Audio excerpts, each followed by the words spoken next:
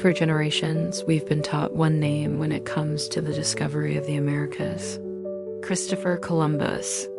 But what if the whispers of history carried across tempestuous seas tell an entirely different tale?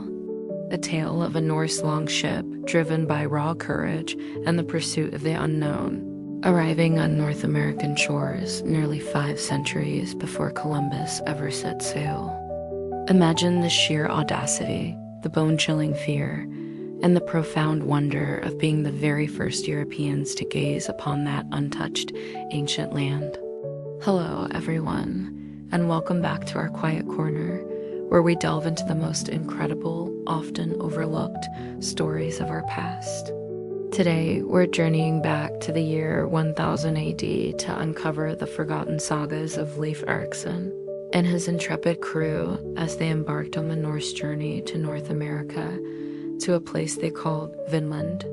And I guarantee you, by the end of this journey, your understanding of human exploration and the very map of our world will be irrevocably transformed. We uncover incredible, deeply human stories like this every single week, so if you don't want Thomas the next one, make sure you're subscribed and join our community of seekers. Alright, settle in, turn down the lights, and let us sail back into the biting Atlantic winds of 1,000 years ago. The year is approximately 1000 AD. The biting winds of Greenland clawed at the huddled figures, sculpting snowdrifts around their homes built of turf and stone. Life here, on the edge of the known world, was a ceaseless struggle against an unforgiving landscape, a perpetual dance with the cold, the hunger, and the vast, isolating ocean.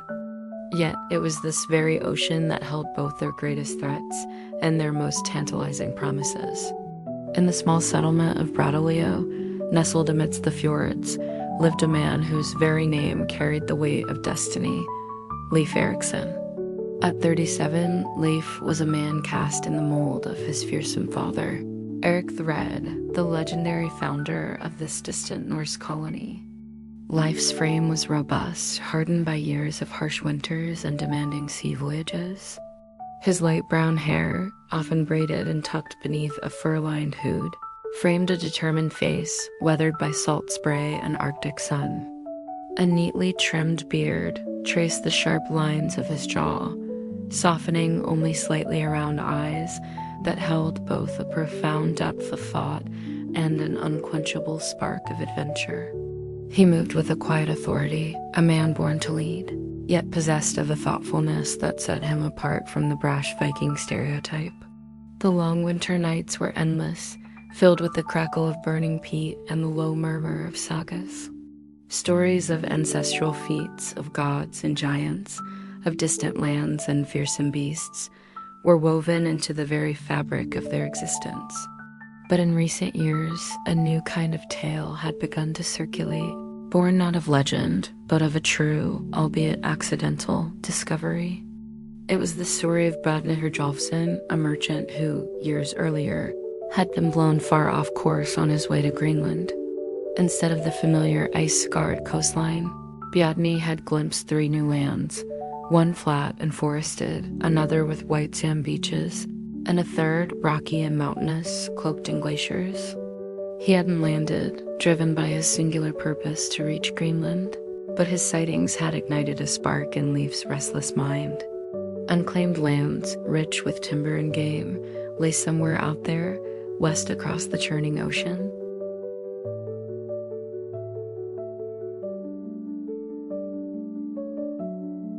One frigid evening, as the aurora borealis painted the sky with ethereal greens and purples, Leif sat by the fire with his loyal crewman, Bjorn. Bjorn was a few years younger than Leif, perhaps 30, a man whose robust frame and broad face belied a watchful, slightly anxious expression. His darker hair was often unruly, escaping the confines of his simple wool cap. He was a man of the sea, a skilled oarsman and sail trimmer, utterly devoted to Leif, but less consumed by the abstract pull of the unknown. He was grounded, practical, and acutely aware of the dangers that lurked in the vast emptiness between Greenland and the edge of the world.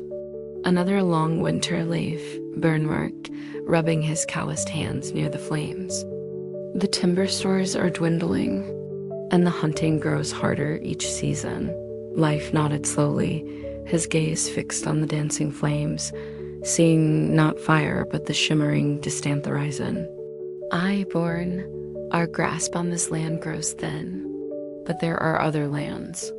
Lands where the trees grow tall and the salmon leap thick in the rivers. Born shifted, a crease forming between his brows. You speak of Bærdnes sightings, Leif, wild tales of glimpses, nothing more. A man lost at sea often sees strange things. Perhaps, Leif conceded, a hint of a smile playing on his lips. But ye have heard other tales, whispers from the west, of land glimpsed by others?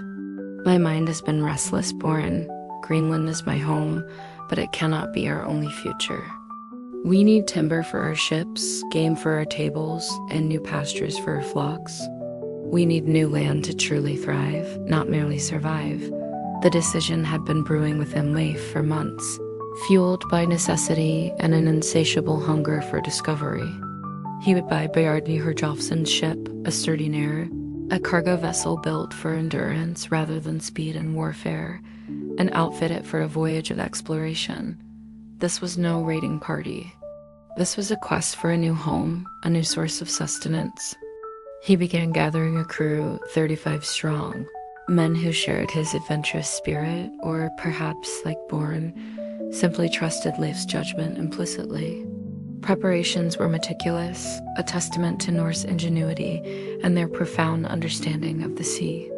The Nair, though designed for cargo, was strengthened, its sturdy oak planks groaning under the strain of being recaulked with tarred wool and animal hair. Provisions were loaded with grim efficiency, cured meats, dried fish, hardtack, barrels of water, and kegs of mead. Tools for building, axes, saws, and shovels were carefully stowed. They even brought livestock, a small flock of sheep and cattle, anticipating the possibility of settling. These were not mere adventurers.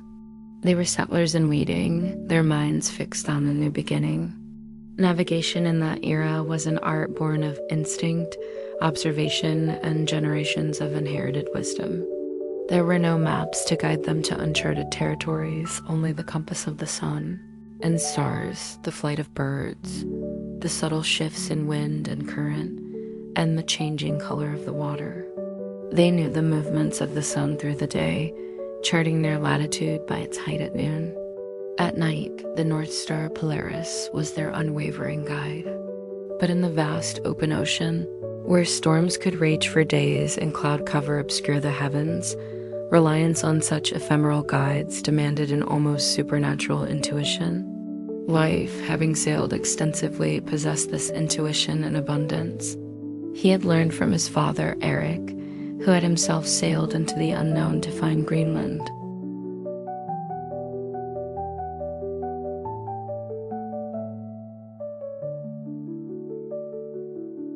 The day of departure arrived with a mix of solemnity and nervous excitement. The fjord was a tapestry of gray water and stark, snow-dusted mountains. Kinsfolk gathered on the shore, their faces etched with a mixture of pride, fear, and silent farewells. Leif stood at the helm, his hand gripping the tiller, the wind already whipping his beard. Bjorn, his dark hair plastered to his forehead by the spray, stood nearby, supervising the final securing of the sail. He cast one last glance back at the dwindling figures on the shore, a heavy weight in his gut. This was different from a routine trading voyage or a summer raid. This was a journey into true oblivion. With a final push from the shore party, the Nair, christened *Ormrin*, the Serpent, glided out into the open water. The square sail, made of coarse wool, billowed, catching the wind that down the fjord. The rhythmic creak of the timbers, the slap of waves against the hull, and the guttural cries of seabirds became the soundtrack to their great venture. Leif's gaze was fixed westward, beyond the familiar icebergs and the distant horizon, towards the beckoning mystery. The first days at sea were a battle against the elements. The North Atlantic was a formidable adversary, its waters a churning gray, its winds a relentless force. Towering waves crashed over the bow, drenching the deck and chilling the crew to the bone. Bjorn, like the rest, toiled ceaselessly, bailing water, adjusting ropes, his muscles aching, his skin raw from the salt. Fear was a constant companion, a cold knot in the stomach that grew with each passing day away from the last glimpse of land. "How much further, Leif?" Bjorn asked one evening, his voice rough from shouting over the wind as they huddled beneath a canvas shelter on deck. The stars, when visible, were a cold comfort, distant and uncaring. Levick consulted his crude sunboard, a simple device for measuring the sun's height. "We hold our course. Trust the stars when they show themselves, trust the current always. Trust the sagas that say land lies west. My father found Greenland against all odds. We will find this new land, Born."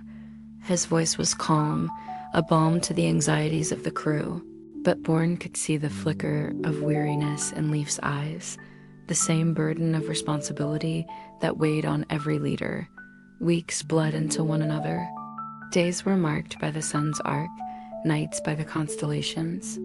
The crew grew lean, their faces gaunt, but their resolve remained firm, bolstered by Leif's unwavering confidence. They fished, they shared stories, they sang sea shanties to lift their spirits, their voices thin against the vastness. They watched for birds, for any sign of life beyond the ocean, for drifting logs that might signal nearby shores. The sea was their world, a relentless, beautiful, terrifying expanse. Then, on a particularly gray morning, a cry cut through the drone of the wind. "Land, land to the west." A collective gasp went up from the weary crew. Every eye strained, every heart pounded. Slowly, a dark, indistinct smudge appeared on the horizon, growing steadily larger, clearer. As they drew closer, the land revealed itself. A desolate, ice-scarred landscape, dominated by immense flat stones and forbidding glaciers. It was bleak, barren, devoid of trees. Leif stood at the bow, his expression a mixture of recognition and disappointment. He ordered them to land, and the crew disembarked onto the stony shore. The air was frigid, even in late summer. "This land," Leif declared, his voice echoing in the stillness, "we shall call Helluland the land of flat stones." It was not what they sought, but it was land. They gathered some of the curious, smooth stones as proof of their discovery, then weighed anchor and pressed on, deeper into the unknown.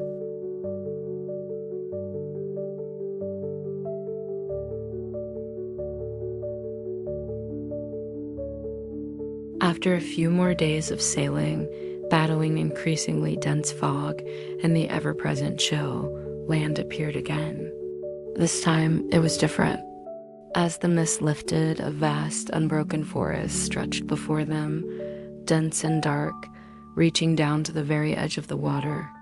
The air carried the scent of pine and damp earth, a stark contrast to the barrenness of Helluland. Leif ordered the ship closer, and they found a sheltered cove, perfect for landing.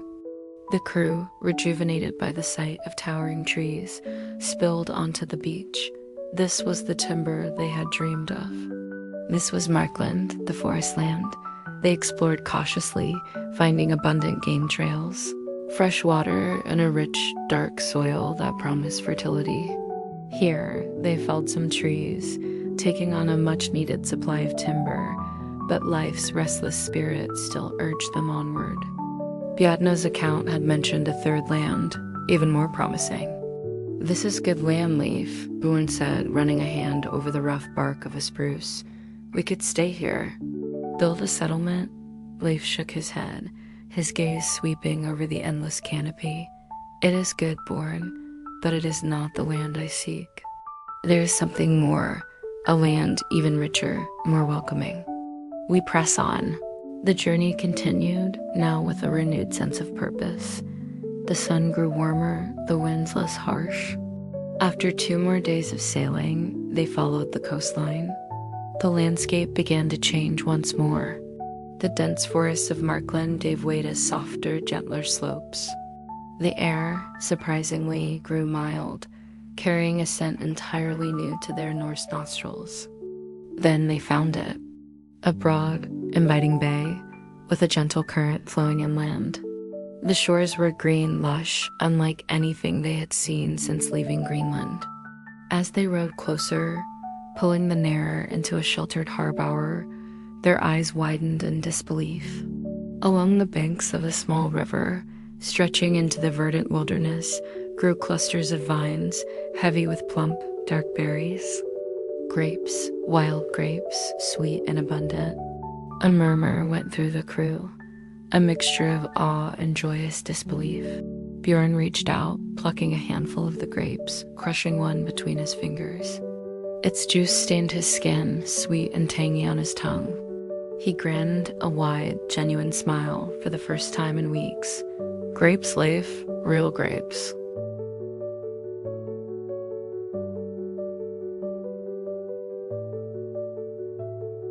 Leif stepped ashore, his heavy leather boots sinking slightly into the soft earth. He looked around, his eyes shining with a deep, quiet satisfaction.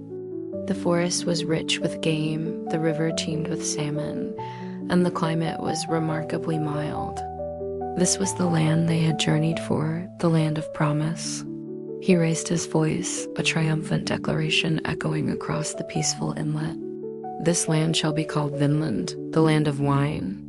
They chose a site on a low, grassy rise near the river, overlooking the bay, a place now famously known to us as Lonsö Meadows. Here, they began to establish a temporary settlement.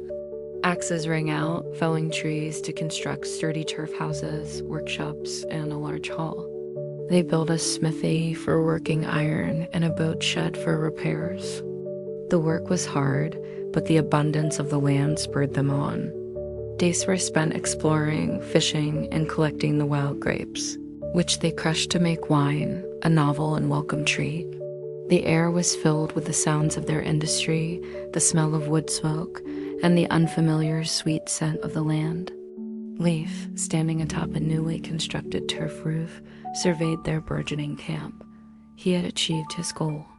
They had found Vinland, but as his gaze swept over the pristine wilderness, beyond the safety of their settlement, a subtle shift occurred. The deep silence of the untouched forest, the complete absence of any sign of human habitation, began to feel less like peaceful solitude and more like an ominous quiet. They were not alone in this world, and surely they were not alone in this land. He had seen subtle signs during their explorations, a strange flint tool near the river, an unnaturally straight branch, almost like an arrow shaft. The land was beautiful, bountiful, but it was not empty. And that realization brought with it a different kind of unknown, a new shadow stretching across the sun-drenched forests of Finland. The true adventure, perhaps, had only just begun. And so Leif Erikson and his courageous band carved their place into history, their names etched not only in sagas, but, as we now know, in the very soil of North America. Their journey to Vinland stands as a monumental testament to human courage, ingenuity, and the relentless spirit of exploration, a tale that ripples through the centuries, challenging our perceptions of discovery and revealing a tapestry of human connection far older and richer than many ever imagined. Thank you for joining us on this incredible journey through time as we uncovered the forgotten story of Leif Erikson and the Vikings in Vinland. We delve into fascinating historical mysteries and untold tales every single week. So if you don't want to miss our next adventure, please make sure you hit that subscribe button and ring the notification bell. Until next time, keep exploring, keep questioning, and keep wondering.